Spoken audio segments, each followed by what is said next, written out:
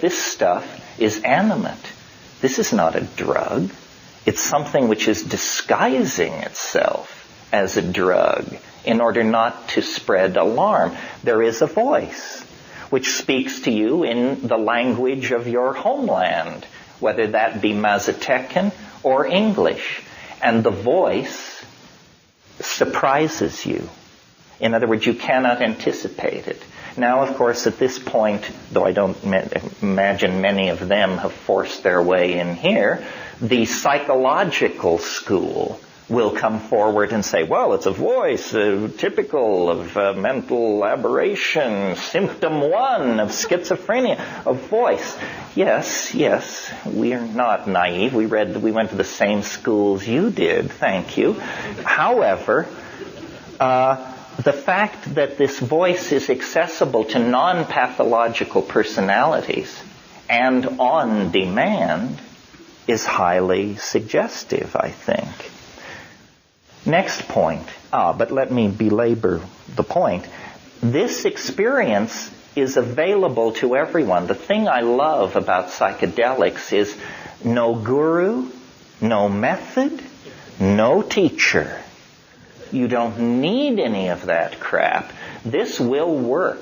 If it doesn't work the first time, you didn't take enough. This will work. It will work on you, Mr. MIT engineer, with your diagrams of antimatter propulsion systems. It will work on anybody. I started out from that place.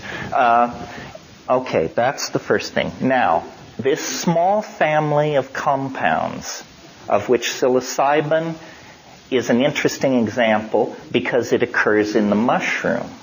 And let me say this, it's my workshop, we'll do it my way.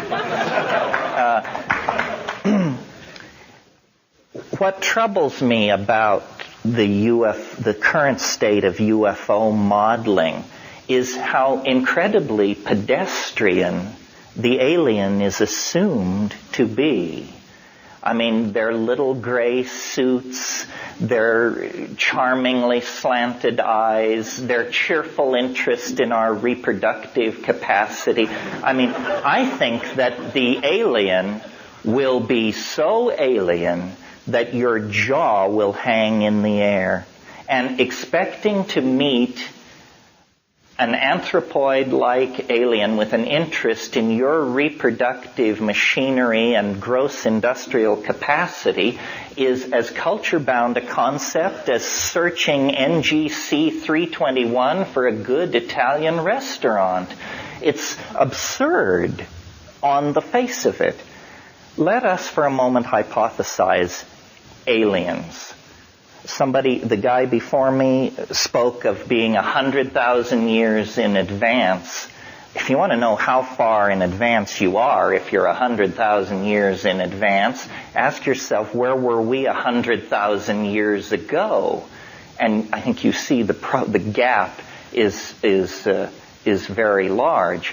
If we are in fact being penetrated by a non-human intelligence that presumably somehow, perhaps not physically, but perhaps physically, can cross from star to star, then we are dealing with something vastly more sophisticated than ourselves. That's just given at the get-go.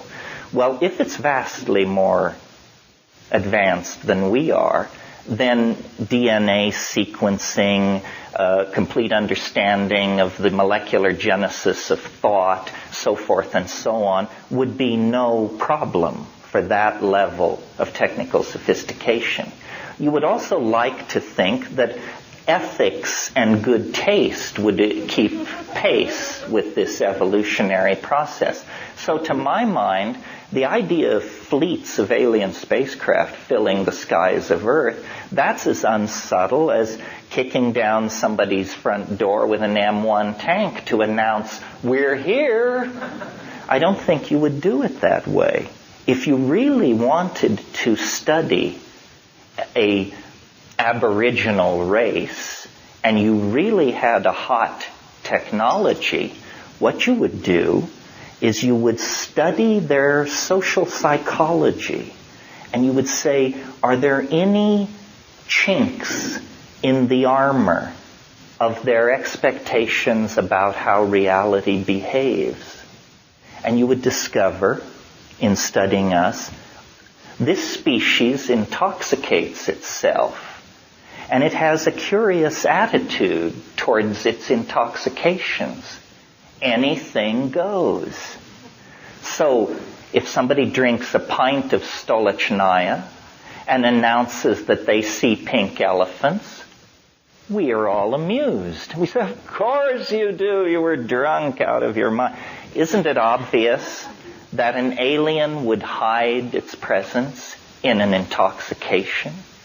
That this is the non-invasive, tasteful, respectful way to have intercourse with another species. You say, you put yourself into a plant.